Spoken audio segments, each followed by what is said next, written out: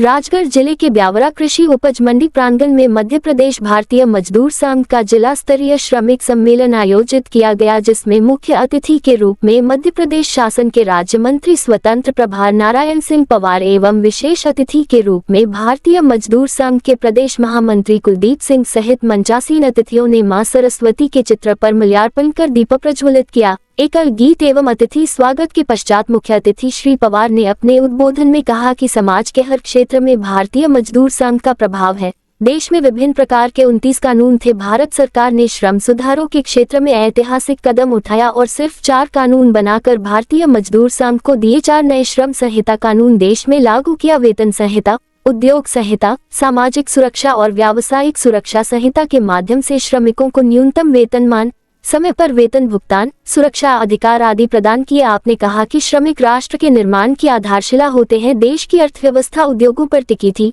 भारत सरकार ने श्रमिक उत्पादन का साधन न रहे बल्कि अपने अधिकारों के साथ सुरक्षित जीवन जी सके। भारत सरकार के इन कानूनों को राज्य सरकार ने लागू किया तथा भारत सरकार के कानून को मध्य प्रदेश सरकार ने विधानसभा में यथावत पारित कर दिया। कार्यक्रम का संचालन संजय शेखर शर्मा ने किया। मूल रूप से तो पहले औद्योगिक क्षेत्रों में यूनियन काम करती थी, लेकिन आज समाज के हर क्षेत्र में भारतीय मजदूर संघ का प्रभाव है। और जिस बड़े वृक्ष से प्रेरणा लेते हम राष्ट्रीय स्वतंत्र संघ से, हम सब उसकी अलग अलग तरह की टहनियां हैं और कई पत्ते हैं। इस रूप में ये सारा विशाल सागर आज हमें देश दुनिया में दिखाई देता है। ये संगठन लगातार अपने परिश्रम से आगे बढ़ रहा है। भारतीय मजदूर संघ के बहुत सारे नियम, बहुत सारे कानून अभी तक देश में प्रचलन में थे। लगभग 29 प्रकार के कानून, भिन्न प्रकार के धारा विधानों को लेकर के देश में चल रहे थे, जिसको विगत दिनों हमारी भारत सरकार ने एक जारी करके कुल 4 कानून के रूप में भारतीय मजदूर संघ को बना करके दे दिए। इसका पालन करना होगा। सरकार ने लागू कर दिया और भारत सरकार द्वारा यह कानून लागू होने के बाद में सभी राज्य सरकारों ने, खासकर जो हमारे विचारों में राज्य सरकारें हैं, उन्होंने इस कानून को अपने राज्य में भी शामिल कर दिया।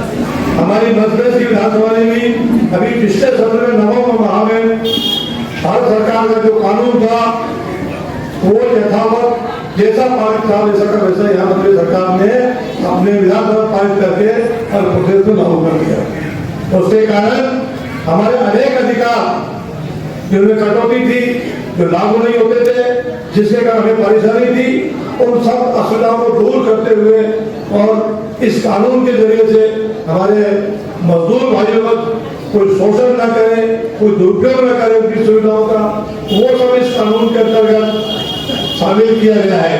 फिर श्रमिक राष्ट्र के निर्माण की आधारशिला होता है, जिस पर देश की अर्थव्यवस्था, उद्योग, कृषि और सेवा क्षेत्र टिके हुए हैं। भारत सरकार ने सुनिश्चित किया कि श्रमिक केवल उत्पादन का माध्यम न रहे बल्कि वे अधिकारों से संपन्न, सामाजिक सुरक्षा, सुरक्षित और सम्मानपूर्वक जीवन जीने का जीते हुए नागरिक के रूप में देश में श्रम सुधारों के क्षेत्र में ऐतिहासिक कदम उठाए हैं। वर्षों से जटिल और बिखरे हुए श्रम कानूनों को समाहित करके 4 नए श्रम संहिता कानून इस देश में लागू किए गए हैं। वेतन संहिता, औद्योगिक संबंध संहिता, सामाजिक सुरक्षा संहिता और व्यावसायिक सुरक्षा, स्वास्थ्य कार्ड दशा संहिता, इन कानूनों के माध्यम से न्यूनतम वेतन की गारंटी, समय पर भुगतान, सामाजिक सुरक्षा का अधिकार, कार्य स्थलों सुरक्षा तथा उद्योगों और श्रमिकों को भी संतुलन सुनिश्चित किया गया है। इसमें श्रमिकों को स्पष्ट अधिकार मिले हैं और नियोक्ताओं के लिए भी पारदर्शी व्यवस्था बनाई गई है। मध्य सरकार ने भी माननीय मुख्यमंत्री डॉक्टर मोहन यादव के नेतृत्व में केंद्र सरकार की सभी पहलों को प्रभावी रूप से लागू कर दिया है। प्रदेश में ई-श्रम पंजीकरण को व्यापक बनाया गया है। श्रमिक कल्याण बोर्डों के माध्यम से सहायता राशि का प्रत्यक्ष लाभ अंतरण किया जा रहा है और निर्माण श्रमिकों सहित अन्य श्रेणियों के लिए स्वास्थ्य, आवास और शिक्षा संबंधी लाभ सुनिश्चित किए जा रहे हैं।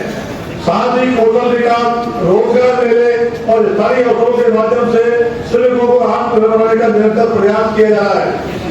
आज सरकार की नीति बहुत स्पष्ट है। श्रमिकों को केवल मजदूरी नहीं, सुरक्षा चाहिए, केवल रोजगार नहीं, सम्मान चाहिए और केवल वर्तमान नहीं, भविष्य की गारंटी भी चाहिए।